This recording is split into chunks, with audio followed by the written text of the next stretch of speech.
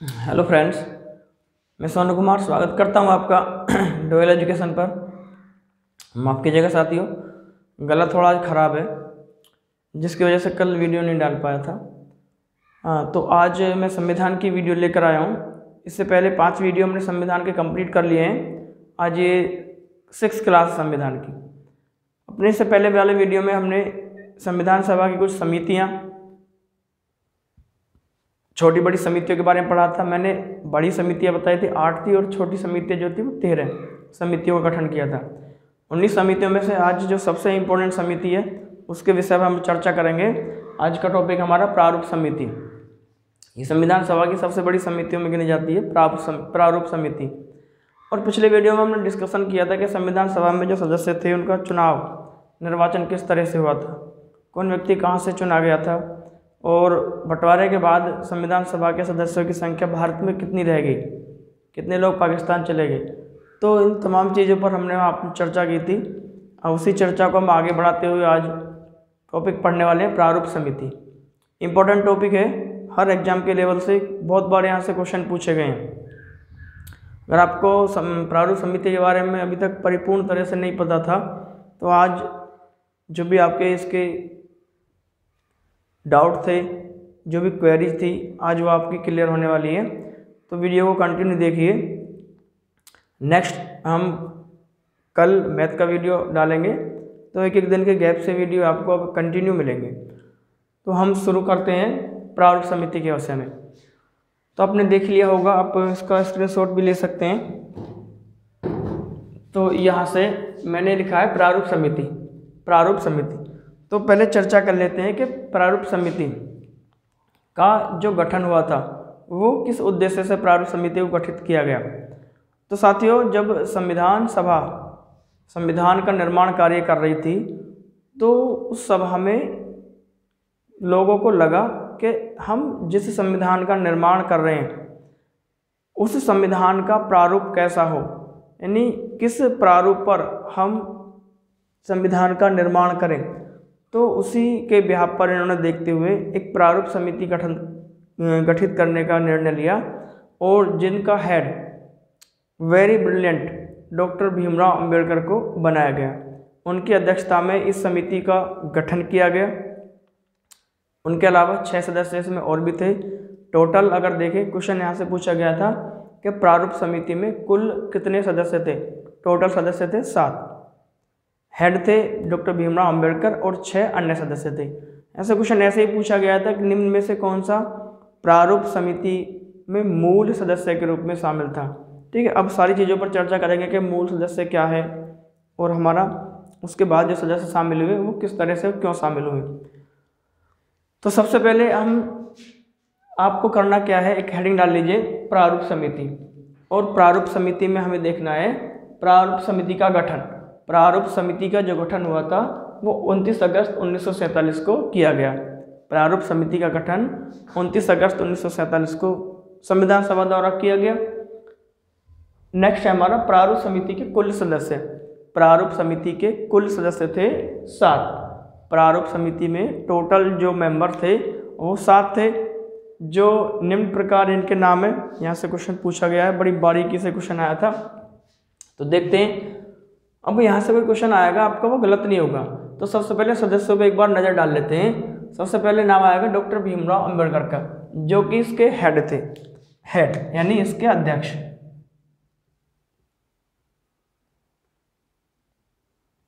Doctor Bhimrao Ambedkar head थे, अध्यक्ष थे। नंबर 2 पे थे doctor N Gopalaswami Ayyangar. Doctor N Gopalaswami Ayyangar. Number 3 Alladi Krishnaswami Ayyar. Number 4 Mohammad Saadulla. Number 5 KM Munshi. Number 6 BL Mitter. आगे ब्रैकेट में लिखा N माधवराव। नंबर 7 पे थे DP खेतान, और आगे ब्रैकेट में TT कृष्णमाचारी। यहाँ से क्वेश्चन पूछा गया था, यहाँ से क्वेश्चन पुटअप हुआ था। यहाँ से क्वेश्चन कैसे आया था, पहले एक बार हमने नज़र मार ली इन पे। तो ये जो 2 चीज़ें ब्रैकेट में N माधवराव और TT कृष्णमाचारी, ये क्या है। देखो, जब प्रारूप समिति का गठन हुआ था, सदस्य का निर्वाचन भी हो गया, तो उसके बाद क्या हुआ था, जो थे बी एल मित्तर को जब प्रारूप समिति के लिए चुना गया तो उस समय काफ़ी ये एज्ड थे, वृद्धावस्था में थे। तो इन्होंने कुछ दिन कार्य किया और उसके बाद इनको लगा कि मैं आगे सही ढंग से कार्य नहीं कर पाऊँगा। सही ढंग से मतलब कि हम ऐसे टॉपिक पर कार्य कर रहे हैं जो भविष्य में सैकड़ों हजारों वर्षों तक याद रखा जाएगा, जिसके कारण हमारे देश की जो शासन व्यवस्था है वो आगे चलने वाली है। और उसी में कोई गड़बड़ हो जाती है, कोई इसमें दिक्कत डिफेक्ट हुआ तो ये आगे तक भविष्य में हमारे देश के लोगों के लिए मुसीबत ना बन जाए। तो इन्होंने सोचा कि अगर मैं ठीक तरह से काम नहीं कर पाऊँगा तो इन्होंने क्या किया, पद से त्यागपत्र दे दिया था। बी.एल. मित्तर ने अपने पद से त्यागपत्र दे दिया। जब इन्होंने त्यागपत्र दे दिया तो इनकी जो सीट थी वो वैकेंट हो गई, इनका जो पद था वो खाली हो गया। तो उसको भरने के लिए दोबारा से सदस्यों का निर्वाचन हुआ और इनके स्थान पर एक नए सदस्य आ गए जिनका नाम था एन माधवराव। तो यहाँ से क्वेश्चन ऐसे पुटअप किया गया था, निम्न में से वह व्यक्ति कौन है जिसने प्रारूप समिति के सदस्य पद से इस्तीफा दिया था। तो इस्तीफा देने वाले व्यक्ति कौन थे, बी.एल. मित्तर, और उनके स्थान पर किसको नियुक्त किया गया था, एन माधवराव। ठीक है, तो इस बात से हमें ये पता चलता है कि जो लोग संविधान निर्माण कर रहे थे वो अपने देश के प्रति कितने वफादार, ईमानदार और कर्मठ थे। सिर्फ इस बात से इन्होंने इस्तीफा दे दिया कि मैं पद पर ठीक तरह से कार्य नहीं कर पाऊंगा, गलतियां हो सकती हैं, गलतियों का चांस रहेगा, तो उन्होंने पद अपना छोड़ दिया, खाली कर दिया। लेकिन आज देखा जाए तो हमारे जो कंट्री के मिनिस्टर हैं, नेता हैं, वो अपने देश के प्रति इतने वफादार आज नहीं दिखाई देते हैं। क्यों? क्योंकि अभी कुछ दिन पहले देखा होगा, हमारे वित्त मंत्री थे अरुण जेटली, इससे पहले बीमार रहते थे लेकिन फिर भी पद को नहीं छोड़ रहे थे, हॉस्पिटल में एडमिट थे लेकिन पद यानी कुर्सी का जो मोह था वो नहीं छूट रहा था। तो कहीं ना कहीं लगता है कि आज जो हमारे कंट्री के नेता हैं वो अपने देश के प्रति, पद के प्रति ईमानदार और वफादार नहीं है। तो यहाँ ये लोग बहुत ही ईमानदार और कर्मठ, वफादार थे अपने देश के प्रति कि कोई गलती ना हो, इसलिए पद छोड़ दिया। नेक्स्ट आगे बात करते हैं डीपी खेतान। इनके आगे भी ब्रैकेट में टीटी कृष्णमाचार्य। डीपी खेतान भी इन्हीं की तरह वृद्ध थे लेकिन इन्होंने त्यागपत्र नहीं दिया। क्या हुआ, जब ये प्रारूप समिति पर कार्य कर रहे थे तो उसी दौरान इनकी मृत्यु हो गई, डीपी खेतान की मृत्यु हो गई और डीपी खेतान के स्थान पर किसको नियुक्त किया गया, टीटी कृष्णमाचार्य को।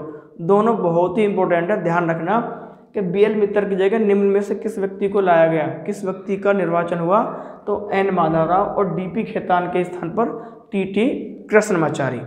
ये कहानी थी प्रारूप समिति के सदस्यों की।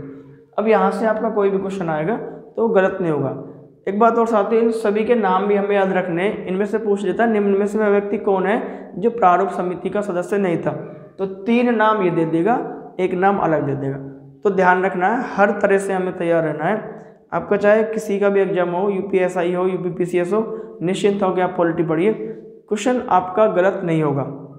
नेक्स्ट, नोट में मैंने बात लिख भी दी है, आप भी नोट डाल के इस पॉइंट को लिख सकते हैं कि आपको लिखना ही है। ठीक है, अगर आप लिखोगे तो चीज़ें तभी याद रहेंगे। तो यहाँ पे लिखना है नोट में, बी.एल. मित्तर ने उम्र ज़्यादा होने के कारण त्यागपत्र दिया था, फिर उनके स्थान पर एन माधवराव नियुक्त हुए। ठीक है, बी.एल. मित्तर ने उम्र ज़्यादा होने के कारण त्यागपत्र दिया था, फिर उनके स्थान पर एन माधवराव नियुक्त हुए। नेक्स्ट पॉइंट पे बात करते हैं, डीपी खेतान की मृत्यु के बाद उनके स्थान पर टीटी कृष्णमाचार्य की नियुक्ति हुई। ठीक है, डीपी खेतान की जब मृत्यु होगी तो उनके स्थान पर टीटी कृष्णमाचार्य की नियुक्ति हो गई। आज भी आप लोग देखते होंगे कि अगर भारत के किसी क्षेत्र से कोई विधायक या कोई सांसद काम कर रहा है और अचानक उसकी मृत्यु हो जाती है तो उसका पद वैकेंट नहीं रखा जाता, तो कम से कम 6 महीने तक, अधिक से अधिक 6 महीने तक वो वैकेंट रखा जा सकता है। उसके बाद वो भरना ही है, निर्वाचन होना। बिल्कुल ठीक उसी तरह से जब इन्होंने त्यागपत्र दिया था इनका पद भरना जरूरी था, यहाँ इनका स्थान भरना जरूरी था। तो 2 नए सदस्य आए थे, एन माधवराव और टीटी कृष्णमाचार्य। नेक्स्ट बात करते हैं, देखिए आगे, प्रारूप समिति ने पहली बार संविधान के प्रारूप को तैयार करके 21 फरवरी 1948 को समाचार पत्र में प्रकाशित किया। आगे आप लिख लेंगे, समाचार पत्र में प्रकाशित किया। अच्छा, समाचार पत्र में प्रकाशित करने का इनका मुख्य उद्देश्य क्या था? देखो, ये यहाँ से पता चलता है कि लोग कितने समझदार और मैच्योर थे। कारण क्या था? सारे ही अच्छे खासे विद्वान थे। अगर चाहते तो अपने आप अपने से ही सारी चीज़ों को मेंटेन करके उसमें लिख सकते थे। लेकिन इन्होंने क्या किया? इन्होंने सोचा कि हम सारे के सारे एज्ड हैं, एक्सपीरियंस हैं, हमें नॉलेज बहुत ज़्यादा है, हम क्या करेंगे? अगर हम संविधान के प्रारूप को बनाते हैं तो उसमें गलती के चांस हो सकते हैं। चाहे हम कितने बड़े विद्वान हो, कहीं ना कहीं गलती के चांस जरूर हो जाएंगे। एक गलती हमारे आगे आने जनरेशन पर भारी पड़ सकती है। तो इन्होंने सोचा कि हमारे से ज़्यादा भी और लोग भारत में विद्वान हो सकते हैं जो संविधान सभा का हिस्सा नहीं है, लेकिन वो हमसे ज़्यादा भी विद्वान हो सकते हैं। तो हमें उनकी राय किस तरह से मिले? तो उन्होंने इसका रास्ता भी खोज निकाला। उन्होंने क्या किया था? जो प्रारूप था उसको पहली बार तैयार करके सबसे पहले समाचार पत्र में प्रकाशित किया।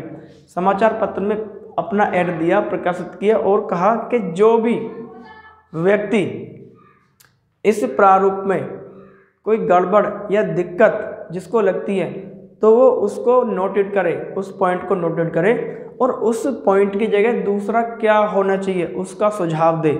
अगर उसका सुझाव हमें अच्छा लगता है तो हम इस पॉइंट को यहाँ से कैंसिल करके उनके पॉइंट को इम्प्लीमेंट करेंगे। तो इस तरह से ये उन्होंने इश्तिहार दे दिया अखबार में। तो पहली बार प्रारूप कब प्रकाशित किया गया अखबार में? 21 फरवरी 1948 को समाचार पत्र में वो प्रकाशित हुआ। तो उस समय टेलीफोन, मोबाइल वगैरह तो था नहीं, तो क्या होता था, एक चीज़ को दूसरी जगह पहुंचाने के लिए काफ़ी टाइम लगता था। तो इसलिए उन्होंने काफ़ी टाइम लिया और पहला जो 21 फरवरी 1948 को प्रारूप जो उसमें प्रकाशित किया था, तो उसके बाद उन्होंने अंतिम प्रारूप समिति में कब प्रस्तुत किया था? अक्टूबर 1948 में, यानी फरवरी के बाद अक्टूबर 1948 में उन्होंने उसको सभा में प्रस्तुत किया था। ठीक है, ताकि आम लोगों की, आम जनता की राय भी हमें मिले। तो यही सोचकर उन्होंने क्या किया था? उसको अखबार में प्रकाशित करवाया था। तो आपने यहाँ लिखा प्रकाशित कराया। प्रारूप समिति ने अपना अंतिम प्रारूप अक्टूबर 1948 को संविधान सभा में प्रस्तुत किया। अंतिम प्रारूप यानी अंतिम बार कब इसको प्रस्तुत किया? अक्टूबर 1948 को, अक्टूबर 1948 को। नेक्स्ट, जब प्रारूप पेश हो गया तो उस पर चर्चा चली। तो चर्चा के विषय में बात करेंगे तो आपको नेक्स्ट लाइन डालना है संविधान के प्रारूप पर वाचन। वाचन का मतलब है सेशन, संविधान के प्रारूप पर वाचन। तो पहला प्रथम वाचन। तो जो प्रथम सेशन था, प्रथम वाचन था, वो चला था 4 नवंबर 1948 से 9 नवंबर 1948 तक। दूसरा वाचन 15 नवंबर 1948 से 17 अक्टूबर 1949 और तीसरा वाचन था 14 नवंबर 1949 से 26 नवंबर 1949। 26 नवंबर 1949। तो ये 3 सेशन चले थे। पूछा जाता है कि प्रारूप पर कितने वाचन हुए? तो प्रारूप पर 3 वाचन हुए। तीनों की डेट मैंने लिख दी है। इनमें सबसे बड़ा जो वाचन था, द्वितीय वाचन था सबसे बड़ा, 15 नवंबर से 1948 से 17 अक्टूबर 1949।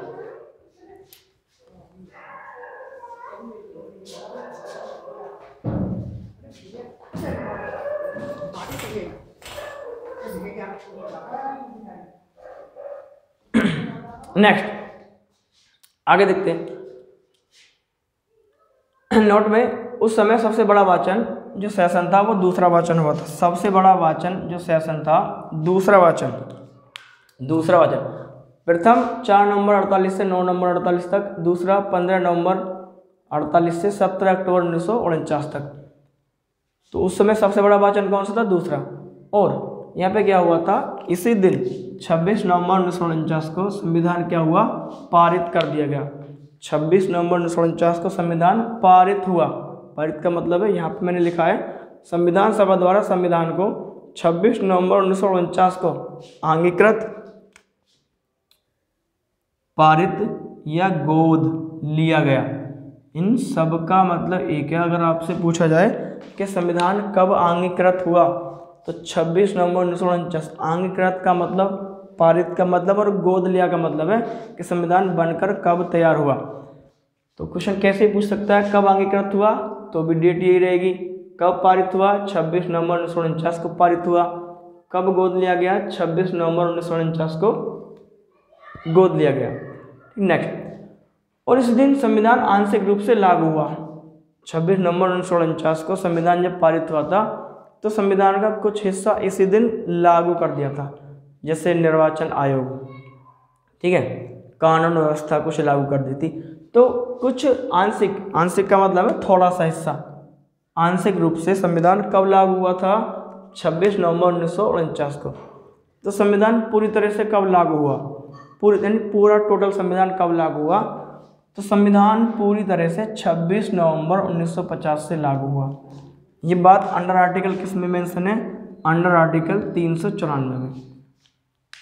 आर्टिकल 394 में साफ साफ लिखा गया है कि जो संविधान था पूरी तरह से कब लागू हुआ? आर्टिकल 394 के तहत। क्लियर है? पहली बार कब आंशिक रूप से लागू किया गया? 26 नवंबर 1949 को, और पूरा संविधान 26 जनवरी 1950 को। अच्छा, इस डेट का भी एक खास मतलब है कि जो संविधान था वो 26 जनवरी, यानी ये 26 जनवरी का दिन ही क्यों चुना गया संविधान को लागू करने के लिए? 26 जनवरी क्यों? तो इसके पीछे एक बड़ा कारण है, आपने ये लिखा है। चलो, भारतीयों ने क्या किया? 26 जनवरी को जो संविधान लागू हुआ, इसका कारण ये था कि एक कांग्रेस का अधिवेशन हुआ था लाहौर में। लाहौर अधिवेशन में वो डेट थी 31 दिसंबर 1929। रावी नदी के तट पर वो अधिवेशन हुआ। तो उसमें जवाहरलाल नेहरू ने घोषणा की कि हम हर वर्ष 26 जनवरी को अपना स्वतंत्रता दिवस मनाएंगे।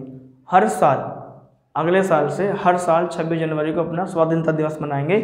और भारतीयों ने अपना पहला जो स्वाधीनता दिवस था वो 26 जनवरी 1930 में मनाया।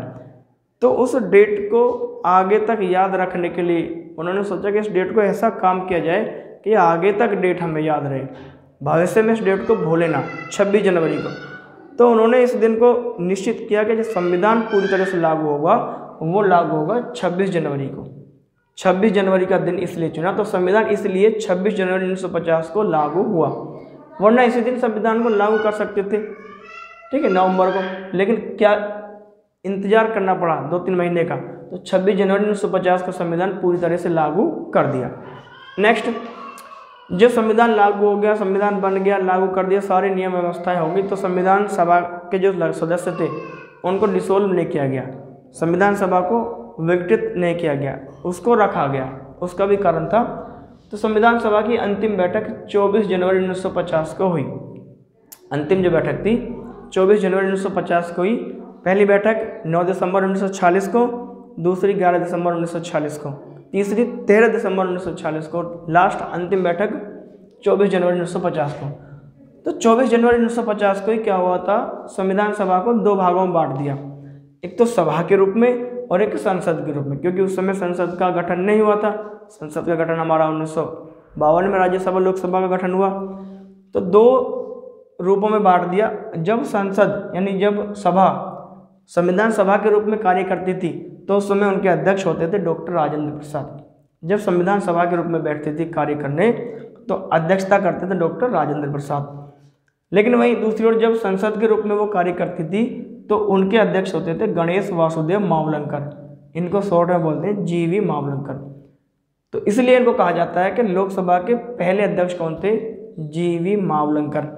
तो जब संसद के रूप में कार्य किया तो जीवी मावलंकर हो गए अध्यक्ष, और जब सभा के रूप में कार्य किया तो राजेंद्र प्रसाद। यही कारण था कि उसको विघटित नहीं किया गया सभा को। आगे ये बात को लिख भी लेंगे। 24 जनवरी 1950 को संविधान सभा को संसद के रूप में भी विघटित कर दिया गया। 24 जनवरी 1950 को सभा को संसद के रूप में विघटित कर दिया गया, संसद के रूप में विघटित कर दिया गया। अच्छा, आपने ये बात यहाँ पे लिख ली थी, पॉइंट मैंने जो बताया था कि 26 जनवरी 1950 को क्यों लागू हुआ।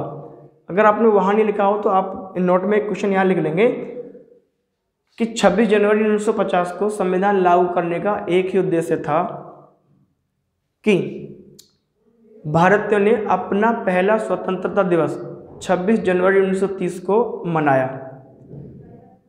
तो 26 जनवरी की डेट को भविष्य में याद रखने के लिए संविधान को इसी दिन लागू किया गया। तो ये मुख्य कारण था।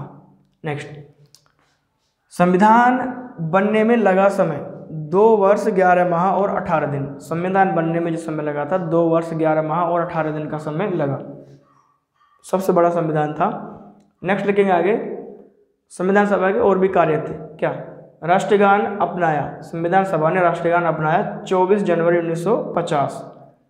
उसके बाद हमारा राष्ट्रगीत होता है एक, राष्ट्रगान के बारे में तो पता है, जन गण मन अधिनायक, और एक राष्ट्रगीत होता है वंदे मातरम करके, तो वो अपनाया था 24 जनवरी 1950 यानी इन दोनों को एक ही डेट में अपनाया था 24 जनवरी 1950 को।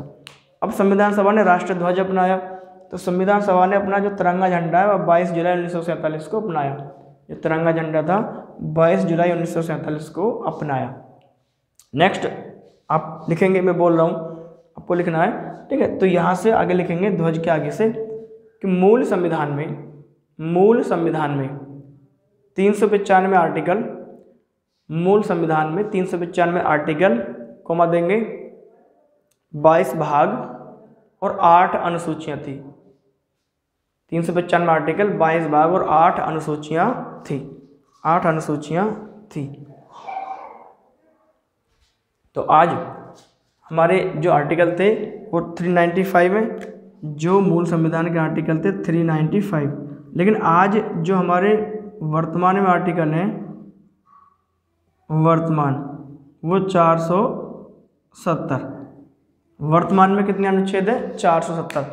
लेकिन अगर आपसे क्वेश्चन पूछा जाता है आर्टिकल से संबंधित तो वो मूल संविधान के आर्टिकल ही पूछेगा, क्योंकि आज भी जो आर्टिकल है वो 395 ही है, आज भी जो अनुच्छेद है वो 395 ही है। तो 470 कहाँ से आया? 470 जो भी कोई नई व्यवस्था होती है अमेंडमेंट होके वो इसी के अंडर इसके पार्ट बना दिए गए हैं, तो वो 470 तक पहुंच गया है। तो आज भी आर्टिकल कितने? 395। अनुसूचियाँ अब वर्तमान में बढ़ गई हैं। तो ये तो मूल संविधान की बातें थी। अब थोड़ा वर्तमान में लिखेंगे। देखो वर्तमान संविधान में 395 अनुच्छेद, 22 भाग और 12 अनुसूचियां हैं। अनुसूचियां बढ़ गई हैं, पहले 8 थी अब कितनी है? 12 अनुसूचियां हैं। 395 आर्टिकल, 22 पार्ट्स एंड 12 शेड्यूल, ठीक है, 12 हमारा अनुसूचियां हैं। तो ये था कुछ प्रारूप समिति से संबंधित जानकारी, इंपॉर्टेंट फैक्ट है किसी भी एग्जाम के मतलब के। तो आपको इन्हें अच्छे से तैयार करना है, अच्छे तरीके से इनको याद करना है। आगे हम थोड़े से कार्य और संविधान सभा के डिस्कस करेंगे अगले वीडियो में। तो फिलहाल आप इस वीडियो को एंजॉय कीजिए, अच्छे तरह से इनको कंठस्थ करके याद कर लीजिए। उसके बाद हम नेक्स्ट मिलते हैं अगली वीडियो में। तब तक के लिए आप वीडियो एंजॉय कीजिए। अगर आप चैनल पर नए हैं तो चैनल को शेयर और सब्सक्राइब जरूर करिए। मिलते हैं नेक्स्ट वीडियो में। Thank you.